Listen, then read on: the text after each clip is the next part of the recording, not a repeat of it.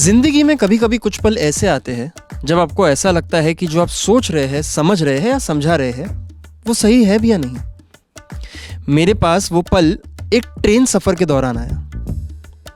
अगर आपकी जिंदगी में कभी ऐसा हो कि आपके इल्म का गुरूर आपके सर पर चढ़कर बैठा हो तो एक बार हजरत निजामुद्दीन रेलवे स्टेशन से बंबई का सफर ट्रेन में तय कर लेना।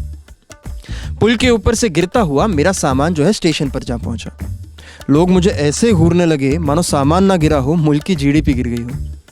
मैंने जैसे तैसे अपना सामान संवारा और ट्रेन में अपना डिब्बा देख करके चढ़ गया। अपनी सीट की तरफ जाते हुए मुझे वाह वाह वाह वाह की आवाज़ आने लगी। मैंने कहा चलो शुक्र है महफिल जमाने वाले मुसाफिर साथ मिले हैं। दिल्ली के एक प्राइवेट कॉलेज में अदब यानी लिटरेचर का प्रोफेसर होने के नाते सुखन या शेरो शायरी मेरे लिए सांस लेने जितना ज़रूरी था। मैं जब अपनी सीट के पास पहुंचा तो मैंने देखा कि एक 50-55 साल के चचा कुछ शेर सुना रहे थे और आसपास 3 नौजवान जो 30-35 के मालूम होते थे उनके हर शेर पर वाह वाह कर रहे थे। मैं पहुंचा तो चचा ने मेरा इस्तकबाल किया और मेरी ही सीट पर मेरे लिए थोड़ी सी जगह बनवाई। मैंने सोचा शुक्रिया कह दूं, पर किस बात के लिए। खैर मैं बैठा तो चचा ने अपने मुंह में रखा पान सरकाया और मिसरा उठाया।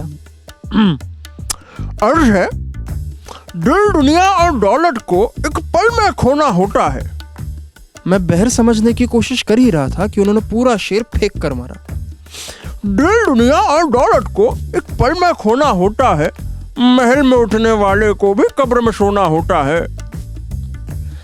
सारे चेले ऐसे वाहवाही करने लगे मानो चाचा ने शेर ना सुनाया हो, जिंदगी जीने का कोई मंत्र सुना दिया हो। और मैं ये बात समझ गया कि स्टेशन पर सामान के साथ साथ मैं अपनी तकदीर भी गिरा आया था, जिसे उठाना मैं भूल गया। शेर कहते ही चचा ने एक पान की पिचकारी जो है खिड़की के बाहर छोड़ी।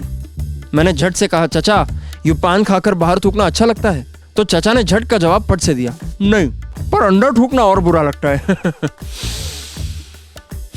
चचा ने मुझसे मेरे बारे में पूछा तो मुझसे रहा नहीं गया। मैंने कहा कि मैं अदब का प्रोफेसर हूं और बड़े बड़े शायरों की गज़लें और नज़में मुझे ज़बान याद है। चचा ने कहा, इरशाद। तो मैंने जॉन साहब का शेर उठाया। जॉन एलिया। हासिले खुन है ये जहाने खराब, यही मुमकिन था इतनी हुजलत में। सब के सब मुझे ऐसे घूर रहे थे मानो एक सियासी लीडर अपने पार्टी के 10-15 नेताओं को एयरपोर्ट भागता हुआ देख रहा हो। 10 सेकंड की खामोशी के बाद चचा ने मेरी हौसला अफजाई की या शायद जॉन साहब की हौसला अफजाई की। कुछ देर यूं ही हल्के अशारों का सिलसिला चलता रहा। खुशी के पिटारे में भरकर दुख बांट रही है, खुशी के पिटारे में भरकर दुख बांट रही है, हम जिंदगी काट रहे हैं, जिंदगी हमारा काट रही है। मिर्जा गालिब इस वक्त अपनी कब्र से उठकर बगल में एक और कब्र खोदकर फिर लेट गए होंगे।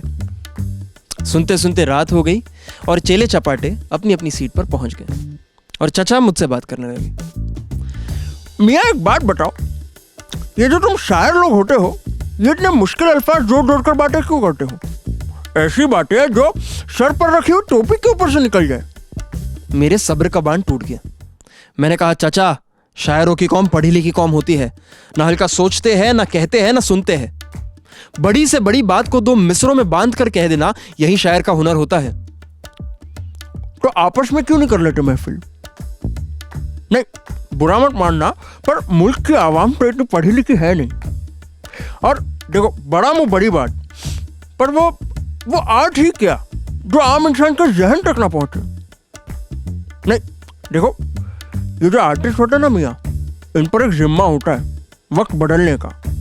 अब मसला ये हो गया है कि वक्त बताने वाली घड़ी स्मार्ट हो गई है और वक्त बदलने वाले लोग बेवकूफ। वक्त बदलने के लिए वक्त के साथ थोड़ी दूर तक चलना पड़ता है।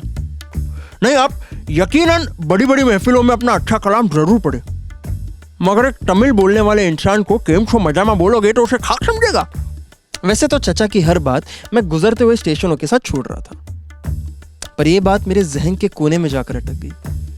सुबह जब बंबई पहुंचे तो मैंने अपना सामान उठाया, चचा को देखा, मुस्कुराया और उतरने लगा। उतरते वक्त मेरा सामान फिर स्टेशन पर गिर पड़ा तो पीछे से आवाज आई, अरे मियाँ संभल के, कोई बात नहीं, उठा लो, ये तो सामान ही है। लोग तो गिरी हुई तकदीर भी उठा लेते हैं। यकीन मानिए उस वक्त मेरे गुरूर के गुब्बारे में इतने छेद हो गए थे कि फूंक मारो तो गज़लों के नाम पर बस हवा निकल रही थी। शुक्रिया।